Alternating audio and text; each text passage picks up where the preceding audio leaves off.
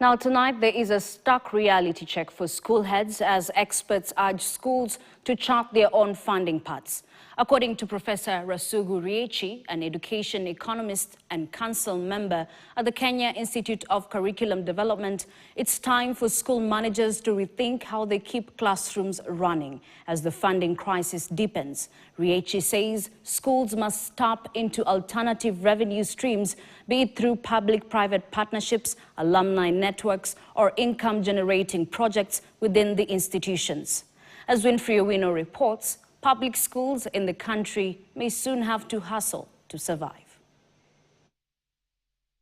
Treasury CS John Mbadi's bombshell on government's move to slash school capitation by 6,000 per student has ignited a debate among Kenyans, with majority accusing the government of turning its back on basic education. Education economist and KICD council member Professor Rasugu Riechi does not mince his words. He says the government is broke and schools must now think outside the box to survive.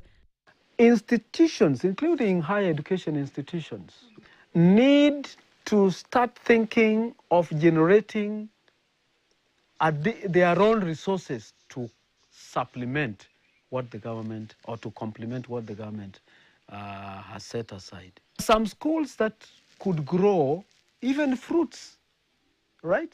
Which they can maybe use in the school or largely sell and make money. Under the 844 system, school heads hustled, tapping into local networks, rallying communities, and building ownership around school operations.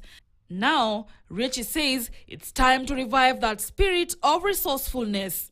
Schools need to reach out to stakeholders, those NGOs, to support some of the initiatives that will ultimately increase resources or enhance the effective use of the resources that are available. But with reduced capitation and the costly competency-based curriculum still rolling out in secondary schools, big question remains: can CBC survive the squeeze?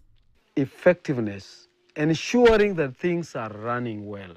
But when you listen to what Kenyans are saying, things are not effectively done.